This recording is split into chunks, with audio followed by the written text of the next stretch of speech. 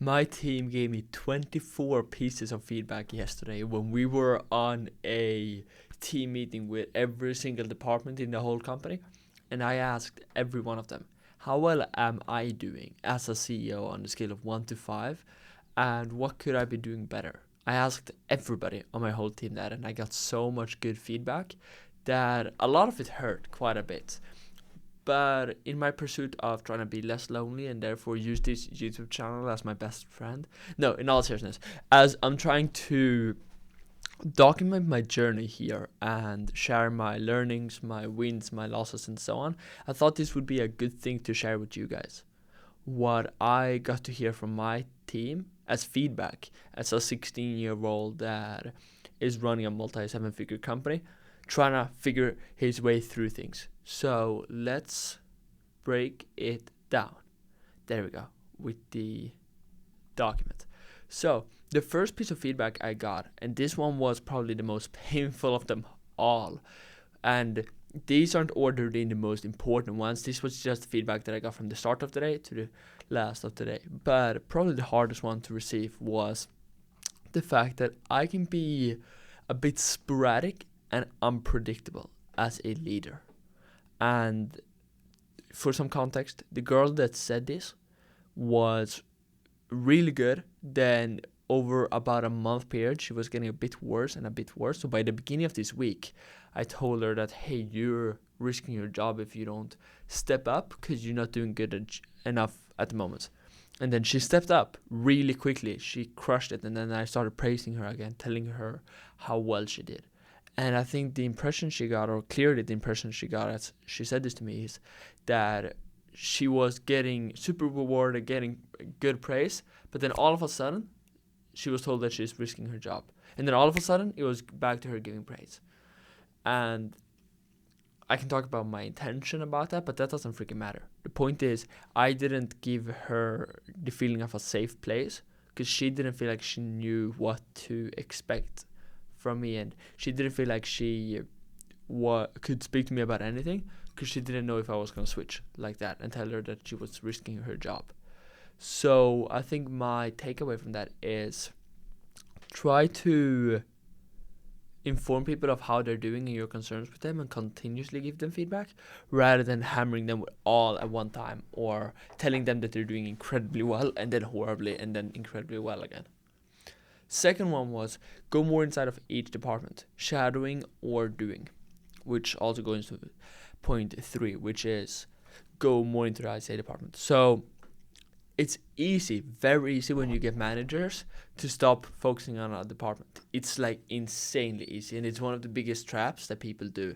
They stop focusing on a specific department, and then that department starts falling off, and they have no idea why it's falling off. But the only way to find out is get in the trenches, hop on the team meetings, shadow the people, do the calls on your own, talk to the people directly, shadow them, and so on. So it doesn't need to take long, as I said here. I can just be on 15-minute morning meets with my ISAs, and that's probably going to help a lot. Because I got feedback from them too that they want to see me more, which was super helpful to know. Next one is they want to see more masterminds in the team. So we don't do a lot of, or master classes is the right word. Master classes.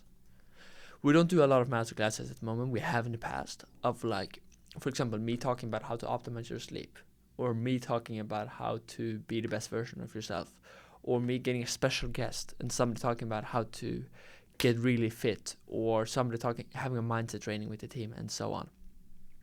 We don't do a lot of that at the moment, but it's something that we do want to start getting more into, and I got that feedback from the team. So we're gonna have the first masterclass this Monday, and that one's gonna be on sleep. Then give the team more clarity on company strategy, plans, struggle, and focus. So my team said that they want to know what's going on more in the company, not just in their own role or how they're doing themselves, but how's the company actually doing. So we're going to start letting them know what's the strategy, what's the focus at the moment, what are we working on, what's the plans for the future, what are we struggling with. It's easy to want to hide that because you think that your team members shouldn't know and that that's going to just create uncertainty, or they can't impact it, or it's not relevant. But if everybody feels like they're truly the CEO, one of our core values is be the CEO of your own role. And I think it's great, because if everybody feels like they're truly the CEO, or at least a partial owner in the company, they're going to work harder because it's their baby and they care about it and they understand it. And you can't say that something's your baby if you don't know both sides of the baby, right? You got to really know the thing to be able to care about it. And I heard this one quote a while ago, like 2 years ago, and just stick with me, which is, if you want people like to behave like owners, you gotta treat them like owners. And sometimes you might even need to make them owners. If you want people to behave like owners, you need to treat them like owners. And sometimes you might even need to make them owners. Then,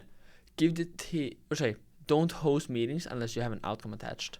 So we got a lot of feedback, especially in the ISA department, meaning our appointment setting department, of us transparently just wasting a lot of time on meetings and not giving enough value. So we're going to focusing on not having a meeting unless we have a clear outcome written out, and then focus on that one outcome. And that outcome might just be make the team feel more comfortable today.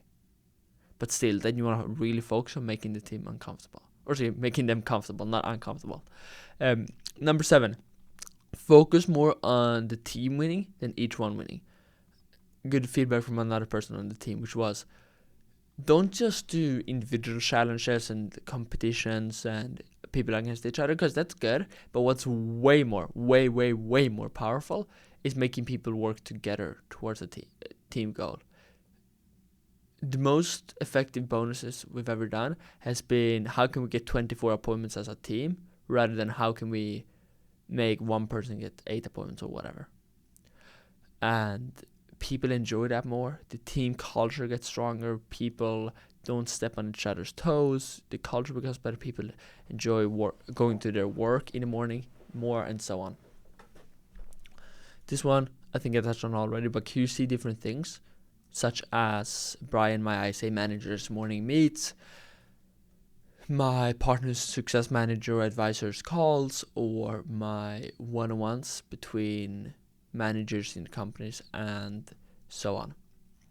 The call library. The call library is, let me pull this up. The call library is a blank document moment that we're going to start filling in, where people get a $2 bonus or they get to apply to send over their best calls. Like, they have a really, really good call as an appointment setter. Then they send a call to Brian and apply for it to be in the ISA call library. And if Brian thinks it's good enough, our ISA manager, then number one, they get an applause, the team hypes them up and so on, but then they also get a $2 bonus. So this makes them want to have better calls. It's going to make them get positive reinforcement from having good calls. It's going to make the team have more fun overall. They're going to be able to see a small opportunity to earn more money. And then the best part about it is then we can have somebody who's on a cold streak or somebody who is new to the team go through those calls on the call library to learn how good calls sound like. Then I got this from Seth, which is one of my mentors, that I happened to have the same day. So it wasn't me explicitly asking him for feedback, but I wanted to still include it. Which is that we're going to collect all... this is fucking $10,000 sauce that I'm giving right here. But we're going to collect all call transcripts from all of our partner success meetings, put them into one big AI bot, and then ask that bot weekly, hey, what are our partners saying? How happy are they on average on a scale of 1 to 5? What's their biggest downsides or upsides to working with local builder? Of the partners that left, why did they leave? What could Craig have done better? What's the point in the day? Is it the morning calls or the evening calls where Craig is more effective, and so on? Craig's our PSM, by the way. But those kind of things, which I think is going to be huge. Having that much data just makes it impossible not to win. Then, make the advisor ask things like, what's the best thing about us? What's the worst thing about us? What improvements would you like to see? This is so obvious, and you might think everybody does this already, no? Asking for feedback. But no, trust me. It's insane, because we say that we want to have the world's best product, but we still don't ask our partners for feedback at all, pretty much. We maybe send one form per month. Not even that. So it's really bad. And I can bet that you guys might be the same. You might say that you really care about your partners and so on, or say, I don't know how to make my product better. But then you don't even ask your partners for feedback. So talk to your partners, and talk to your partners to improve your product. Next one. Minimize friction for partners. I have an example here. So we have outcome forms that we send to our partners, and these are basically quick links that they can click on, and then it opens up like 2 questions. It's what happened with this consultation you just had, what's the outcome, and then what was the lead quality score on a scale of 1 to 5. Then they can also put in some notes if they want to. And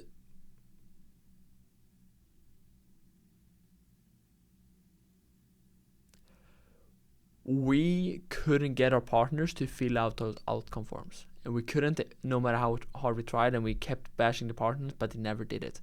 And then Seth said something obvious, which is, hey, why don't you send it in an SMS rather than in Slack? Because they are gonna get a notification about it on SMS. Everybody has SMS on their phone, and people check SMS way more often. And then you can send it on Slack too if you want to. So that was huge. And the guiding principle of that is just minimize friction as much as humanly possible. Like, just see what you can do to make your partners have an easier time. Another example I have is we have an onboarding form, like most agencies does, of asking them, like, what's your business name, what's your contact name, what's your address, what's your monthly ad budget, what is your current revenue, what is your email, and so on. So boring. Partners hate filling that out. And if they've just paid you thousands of dollars to sign up with your service, and then you send that to them, that's truly not caring about the partner. So what we did, because we needed that information, and we tried not having an outcome, like an onboarding form, but that turns out with partners getting shitty fucking results, and you're getting no data from them, and you needing to ask them for 100 things. So now what we do is we have them sit back, and our advisor just asks question after question after question after question, and then just fills that into a form on the advisor or PSM's part, rather than having the partner do it, which makes it an enjoyable experience instead, and just minimizes friction, as we said. So that one's huge. There's this one quote that I love, which is Disney made a research study, and they found that it took 37 positive moments of something to make up for one negative moment of something. So if you go to Disneyland and you have one negative moment, you're gonna have to have 37 positive moments to make up for that. What's the moral of that story? Is it get 37 more positive moments in your experience? No, it's remove all the friction. Because if you think about the best products, I think about your Wi-Fi, your insurance, your clothes, sometimes your car, definitely your house. These are things that you never stop using, right? Do you love them because they're so great and they make you feel amazing? Or do you love them because they just fucking work? Like, you don't think about your Wi-Fi except for when it stops working. And oftentimes, making a better product isn't about giving the partners more gifts and so on, even though that's important. Oftentimes it's, how can I just remove all the friction? Just like the most cold place in the universe is where there is no heat. It's not that it's physically made cold, it's that there is no heat left, which is interesting. If you just remove all the heat, you get to the cold. And if you just remove all the friction, you get to a great product. Sometimes you don't need to add things, you just need to remove friction. Make sure to not kill the team's conviction. This one was big. We have a big spreadsheet with the zip codes of each one of our partners, so that if a lead comes in for a partner, then the ISAs or appointment setters search for that zip code on a spreadsheet. They click Control F and then search, and then it's going to say if the lead is within the zip codes of that partner or not. And if it's not, then we can disqualify them. But if there's another partner with the zip codes close by, then it's going to assign the lead to those zip codes. I know that was a bit I know that was a bit complicated, so don't feel like you need to understand that. But moral of the story was, when we had a pause partner, we would just like strike over them, or like make their name black on what we call Alex, which is that spreadsheet. We like to name spreadsheets and systems with names just for it to be easier to remember. But we would just block it out. But they could still see the name. And when we had 10 partners leave or 20 partners leave, it killed a lot of conviction for the ISAs to just see name after name get removed. And then they had a lead and they're like, I want to book this, but this partner is on pause. So we just removed the names. And then now hopefully we're going to get way more conviction from the team, because they don't feel like they're constantly seeing partners that aren't live and have left us or are paused. So moral of that story is, make sure you do what you can to not kill the team's conviction. Another thing is, if you have a Monday.com partner board where somebody can see all your partners, don't give that to the salespeople, because they're going to see the partners they sold 3 months ago, and they're going to be like, wow, that partner's no longer with them, that partner's no longer with them, and so on. You don't want them to see that. Next one. Meetings are a great place to solve problems. We used to, or up until yesterday, we used meetings a lot to give feedback to each other, but we did not use we did not use meetings enough to solve problems. So that's something we're going to focus more on. Make sure, though, that there's only relevant people on the meetings if it's going to be for solving problems. So only people who actually have input. Push departments harder. If a department is sucking, don't just keep hyping them up, but actually call them out every now and then and be like, you guys kind of suck at the moment. I need to see better. What can I do to support you guys getting better? I got feedback that I was too nice to certain departments, and I let the manager take all the hard work and call them out and stuff, while I'm the good boy, and that's not always the best. They need to know that you can get serious. If somebody's not putting in the work they should, you can call that fucker out on it. They need to know that. Not that you want to do that, but that you can. Next, don't reschedule meetings with people. It's disrespectful and shows that they're not important to you. So simple, but I got that as feedback too, so apparently I haven't been good enough at that. Be more specific on tasks you assign. So whenever you assign a task to a tech person, a developer, a executive assistant, a manager, whatever, anybody in the company, make sure that you're very specific on what you want done. And how I like to explain that or think about it is the 4-pillar framework, which is what, when, why, and how. What do you want them to do? How do you want them to do it? When do you want them to have it done by? And why do you want them to do it in the first place? Give those 4, and then somebody's going to have way easier of a time actually doing projects you assign to them. Next one is be more open-minded. When somebody, this one is easy to say, but I don't like stuff like this unless I have clear action steps. So the action step here is, when somebody gives you an idea or an opinion, rather than just saying, no, here's why that's incorrect, you can explain to people why you think the way that you do. So I see what you're saying there. Here's my thoughts. So you should try to explain the benefits of that person's ideas. So if your appointment setter manager or marketing manager comes with an idea, you should try to explain the benefits of their idea. And if they say no, that's not correct, then you want to listen, because then you didn't understand the idea well enough. But you want to keep listening till you can explain the benefits of that idea. And then rather than saying, here's why it's not going to work, just say, but my concern is that XYZ. You explain both the benefits and then the concerns, and then you can take a decision from there that works with them, rather than saying, no, that idea ain't going to work because of X. So the framework there is, this is the benefit of the idea, but my concern is this. Next one. Add things to team members' to-do lists. So I would have a to-do list for each one of my team members that works with projects and tasks, maybe not appointment setters or salespeople, but the rest. And then tell them where to prioritize something, rather than just saying, this is high priority, or I need this to get done, or can you do this week? Make sure that you help them prioritize things, because they might not know what you think is most important. And they might be working on something you assigned 3 months ago that is no longer relevant. Hard talks, meaning firing people, calling people out, decreasing people's compensation, increasing people's compensation, or anything alike, should be done by me and nobody else. at this stage of our career. And you don't want to be afraid to have those conversations or think that it's manager's job. As long as possible, that should be the CEO. Next one, write things down to not forget them. I already knew this one, but it's good to be reminded. That's apparently what I needed to hear from my team.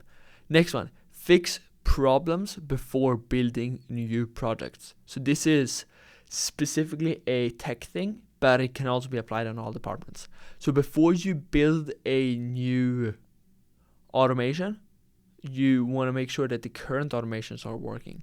Before you build a new system, make sure the current systems are working. Before trying out a new business, make sure the current business has no problems, and so on. Get another tech person. This one I'm excited for. Right now, I looked at our tech to-do list we have, and I genuinely believe that we can double our business if we do everything that's in our tech to-do list. Like, I genuinely believe that.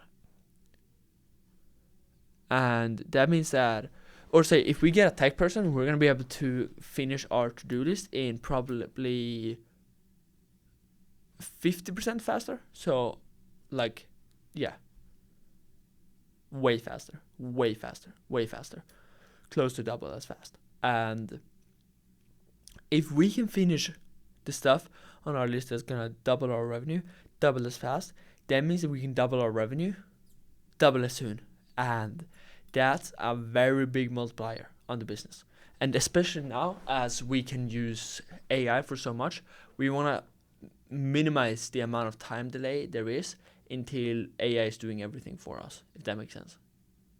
So therefore, I think having a tech person, another tech person that's an absolute star, will be the biggest multiplier we can do right now. Because there's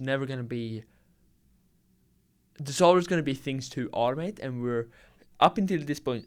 I've been doing business for 2 years, and we've always had too few automation people or tech people. We've never had a tech person going around without anything to do. So that means that we should probably have more tech people, because they're extremely high value. You can pay them $2,000 a month, and they can provide more value than somebody working for $15,000 a month, because they can quite literally automate that work. They can double your business if you do it right. Last one, organize stuff like names of a document or SOPs or so on. Anything along those lines. I don't know why this reset, but anyways, that was all my notes. Hopefully this was valuable. I know that this wasn't the most exciting video to watch. It wasn't super entertaining, but my point with this was just to document the feedback that I got from my team this week, and hopefully I can learn the things that I just went over, and somebody here watching this might also have learned a thing or two, and even if not, that's completely fine, because I know that from today I've gotten a lot better. And with that said, I'll see you guys in the next one. Goodbye.